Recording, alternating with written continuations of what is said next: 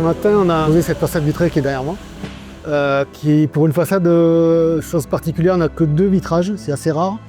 Par contre, c'est des vitrages de très grande dimension, que l'on est sur une surface totale de 50 mètres carrés sur ces 2 vitrages, avec un verre qui fait 7 mètres de long et à l'étage 9 mètres de long. Donc ça permet de fermer cet espace qui sera l'accueil au rez-de-chaussée et bureau sur ce bâtiment.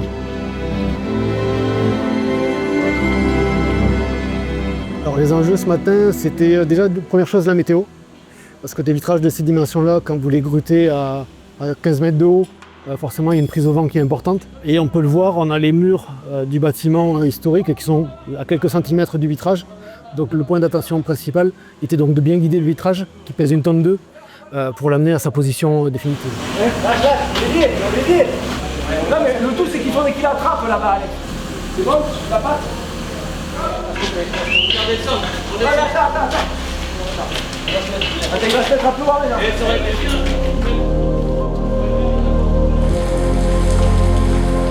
C'est la première fois que l'on pose un vitrage aussi grand. On a commencé par celui du rez-de-chaussée qui s'est posé dans de très bonnes conditions. Le vent s'est un petit peu levé, on a eu de l'intempérie sur le deuxième, donc ça a amené un petit peu de difficultés supplémentaires, mais ça s'est très bien passé.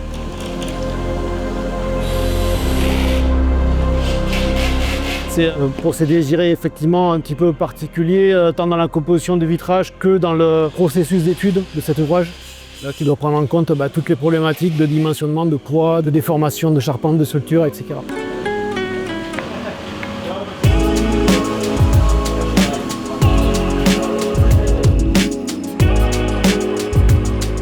Ensuite, sur ce chantier, on a aussi un troisième ouvrage d'exception qui est une porte guillotine, c'est-à-dire une porte qui s'ouvre à la verticale et dont les vitrages font à peu près les mêmes dimensions qu'ici, c'est-à-dire 3 mètres par 8, donc à peu près 2 tonnes à lever sur un système mécanique non motorisé, manuel, donc un beau challenge aussi technique.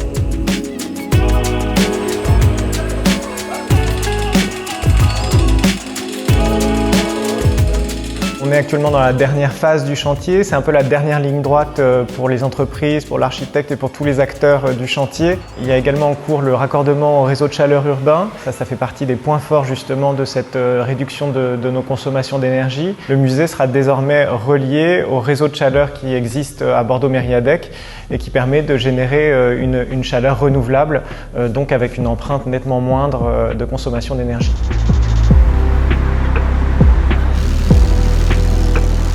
On est présentement dans la rue Boulan et on est en train de raccorder le musée des arts décoratifs et du design au réseau de chaleur de Mériadec.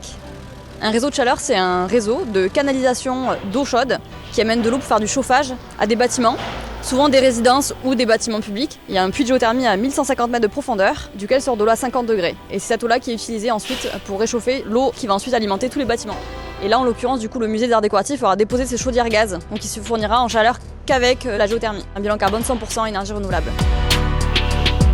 On a trouvé ce projet très fort parce qu'il nous permettait de retrouver une lisibilité des lieux, de comprendre la fonction de chacun des espaces que constituent les 2 bâtiments du musée, à la fois l'hôtel particulier et la prison. Cette lisibilité, elle est obtenue en revoyant ces murs en pierre qui bien souvent étaient cachés par des ajouts successifs de matériaux qui étaient peu qualitatifs. Elle est aussi retrouvée grâce au traitement des sols qu'ont choisi les 2 architectes, Aymeric Antoine et Pierre Dufour. Ces sols qui ont un traitement différent en fonction des espaces où nous nous trouvons. Retrouver cette lisibilité des espaces nous permet aussi de refaire rentrer la lumière dans certains espaces qui n'avaient pas connu la lumière du jour depuis longtemps, où les grandes baies vitrées qui ont été installées permettent de gagner en qualité d'expérience pour les visiteurs. On a vraiment hâte que ces travaux se terminent, notamment pour les riverains qui endurent ces travaux depuis déjà 3 ans. Que les choses avancent bien, la réouverture est proche et on a vraiment hâte.